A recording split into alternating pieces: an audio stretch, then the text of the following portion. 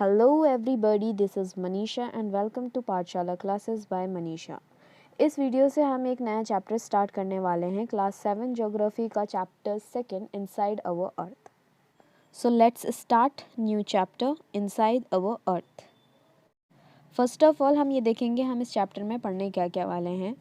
Planet earth के बारे में, इंटीरियर ऑफ द अर्थ, उसके अंदर क्रस्ट, मैंटल, कोर के बारे में, then rock and their types, कितने टाइप्स के रॉक्स होते हैं, रॉक्स क्या होते हैं, then use of rock, rock की साइकिल एंड मिनरल्स के बारे में। Planet earth, it is the third nearest planet to the sun. Sun के करीबी में देखा जाए तो थर्ड नंबर पे ये आता है अर्थ प्लैनेट हमारा। Then in size it is the fifth largest planet, पाँचवें नंबर पे सबसे बड़े प्लैनेट्स में आता है earth. The earth in which human live is not absolute spherical in shape. Spherical shape कहा जाता है अर्थ का और राउंड शेप कहा जाता है, दोनों में से कोई सा भी शेप नहीं है।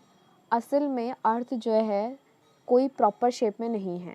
इसका जो नॉर्थ पोल और साउथ पोल है वो चपटा हुआ सा है, ठीक है, इट्स लाइक स्ट्रेट है, और जो साइड से है वो थोड़ा सा राउंडिश शेप में है।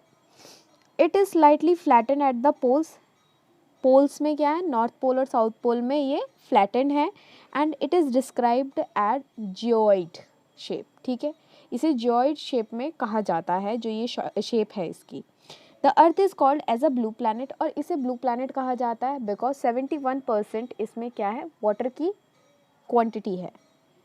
Interior of the earth is like onion which is made up of several layers. जैसे अनियन में बहुत सारी लेयर्स होते हैं, जब हम उसे पील ऑफ करते हैं तो हमें वो लेयर्स दिखती हैं। वैसे अगर हम अर्थ को देखें तो एज अ एग्जांपल ले सकते हैं अनियन की तरह, क्योंकि अर्थ में भी बहुत सारी लेयर्स होती हैं।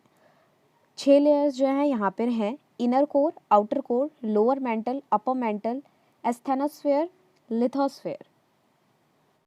Crust, the upper most layer over the earth surface is called crust. Earth की सबसे ऊपरी लेयर को हम क्रस्ट कहते हैं। It is the thinnest of all the layers, और ये सबसे पतली लेयर्स में एक है। It includes continental and ocean crust. इसमें दो टाइप की क्रस्ट होती है, एक कॉन्टिनेंटल, एक ocean crust. The thickness of continental crust की जो मोटापा है वो 35 किलोमीटर्स तक का है।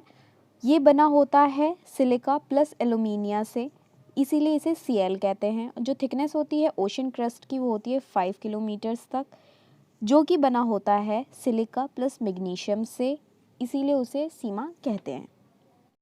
Mental, intermediate layer, mental layer को हम इंटरमीडिएट लेयर भी कहते हैं। It is the second layer of the अर्थ, ये सेकेंड लेयर होती है अर्थ की ऊपर से देखा जाए।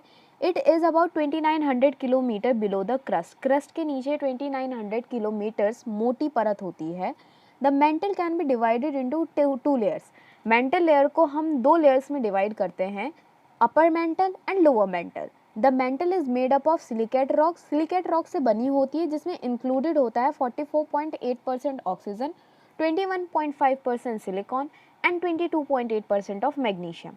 अब आता है इसके बाद कोर, कोर को हम इनर मोस्ट लेयर भी कहते हैं। इनर मोस्ट लेयर जो होती है हमारी, इसकी जो रेडियस यानी कि थिकनेस, इसकी मोटापा जो बोलते हैं वो 3500 किलोमीटर जितना होता है। मेड अप ऑफ निकल एंड आयरन, निकल और आयरन से मिलके बना रहता है, इसीलिए हम इसे नाइफ कहते हैं। Ni जो होता है निकल, और आयरन जो होता है वो Fe होता है, तो nife. Pressure and temperature are very high at the core, core जो होता है वहाँ पे जो टेम्परेचर होता है, जो प्रेशर होता है वो बहुत ज़्यादा होता है।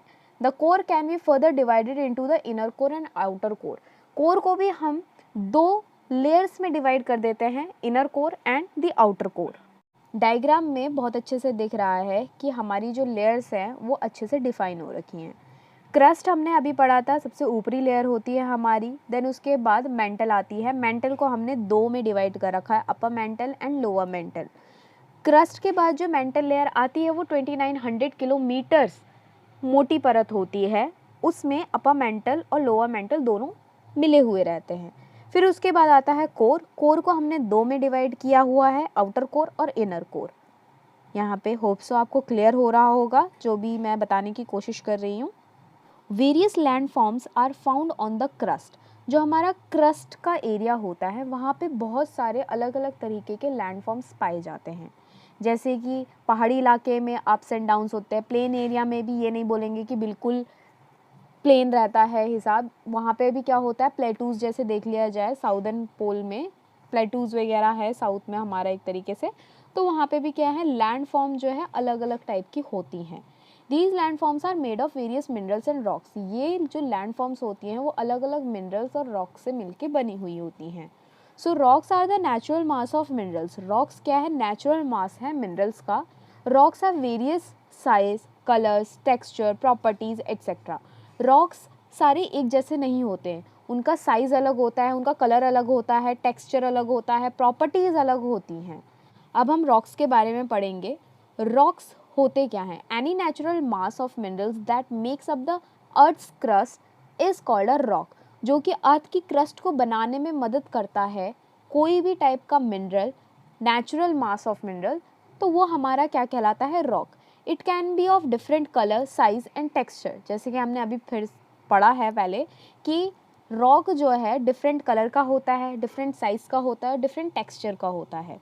मेजर टाइप्स ऑफ रॉक्स जो हमारे मेनली अलग अलग टाइप्स के रॉक्स हैं वो है igneous rock, sedimentary rock, metamorphic rock.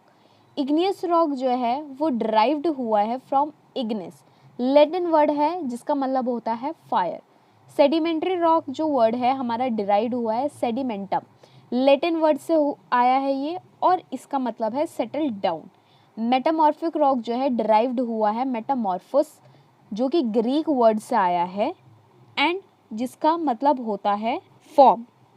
Igneous rock are formed by cooling and solidification of molten magma, जिसे हम लावा भी कहते हैं। They are also called primary rock. Igneous rock form कैसे होते हैं? जब मॉल्टन मैग्मा, जिसे हम लावा भी कहते हैं, वो कूल हो जाता है, सॉलिडिफिकेशन फॉर्म में आ जाता है, तो वो इग्नियस रॉक के फॉर्म में कन्वर्ट हो जाता है और इसे हम प्राइमरी रॉक भी कहते हैं। इंट्रूसिव इग्नियस रॉक, जिसे हम प्लूटोनिक रॉक्स भी कहते हैं, formed by cooling of the lava deep inside the earth surface.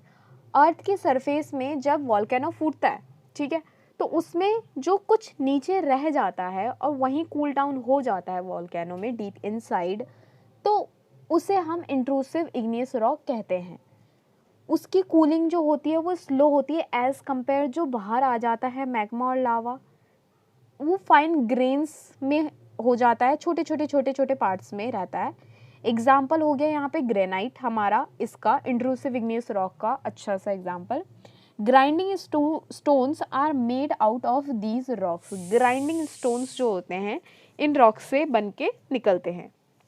अब दूसरा आता है हमारा इन एक्सट्रूसिव इग्नियस रॉक्स, जिन्हें हम वॉल्केनिक रॉक्स भी कहते हैं। ये फॉर्म्ड होते by rapid cooling and solidification of magma out of the earth surface.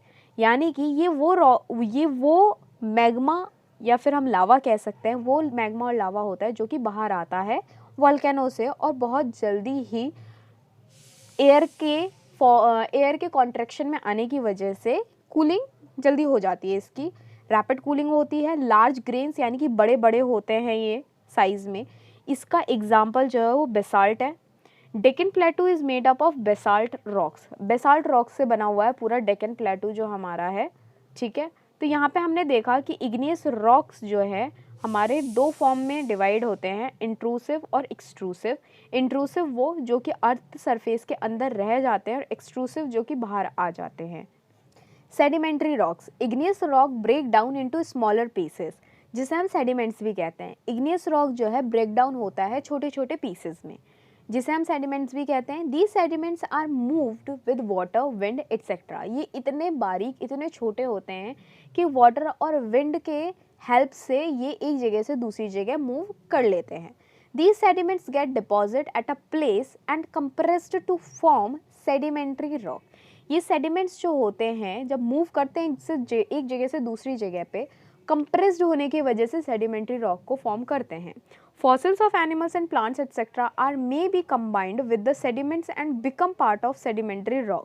जो fossils होते हैं एनिमल्स के, प्लांट्स के, वो भी एक तरीके से बारीक बारीक से सेडिमेंट्स होते हैं। देन इसके बाद ये कंप्रेस्ड होते हैं, एक साथ कंबाइंड होते हैं, जिसकी वजह से सेडिमेंट्री रॉक को कन्वर्ट करते हैं। इसका एक एग्जांपल ले सकते हैं हम सैंडस्टोन, जो कि मेड अप ऑफ होता है सैंड ग्रेन्स, ग्रेन्स होती है बहुत बारीक, ठीक है, उनसे कंप्रेस्ड होके मिल के एक साथ सैंडस्टोन को ये फॉर्म करता है। नेक्स्ट आता है हमारा मेटामॉर्फिक रॉक्स। मेटामॉर्फिक रॉक्स क्या होता है? चेंज ऑफ इग्नियस और sedimentary rocks into metamorphic rocks under high pressure and temperature. Igneous rock और सेडिमेंट्री रॉक जो होता है वो मेटामॉर्फिक रॉक को बनाता है अंडर हाइयर प्रेशर और टेम्परेचर की वजह से। These metamorphic rocks change back to lava under high temperature and pressure। अगर इसे ज़्यादा टेम्परेचर में लाया जाए और प्रेशर में, तो ये जो मेटामॉर्फिक रॉक है ये वापस लावा में कन्वर्ट हो सकता है। एग्जाम्पल इसका हम ले सकते हैं क्ले, जो कि चेंज हो सकती है स्लेट में, और लाइमस्टोन जो कि चेंज हो सकता है मार्बल में। अब हम यूज़ ऑफ रॉक्स पढ़ेंगे कि हम क्या क्या यूज़ कर सकते हैं रॉक्स का। Rocks are use for construction activities such as making buildings, roads. Rocks का हम यूज़ किस चीज़ के लिए कर सकते हैं? बहुत अच्छा एग्जाम्पल है कंस्ट्रक्शन की एक्टिविटीज़ के लिए, जैसे कि buildings, roads. They are source of minerals which are useful for various purpose in daily life. और ये एक तरीके से सोर्स ऑफ मिनरल्स के लिए बहुत यूज़फुल है, जिसे कि हम डेली लाइफ में यूज़ कर सकते हैं और करते भी हैं। Small stones are use by children in different types of games. और छोटे छोटे जो स्टोन्स होते हैं वो बच्चे गेम्स में यूज़ करते हैं अलग अलग टाइप्स के, जैसे कि 7 स्टोन्स, पिट्ठू, हॉप स्कॉच, स्टेपू, किट, ये सब जो कि आपने भी खेले ही होंगे, खेलते भी हैं अभी भी।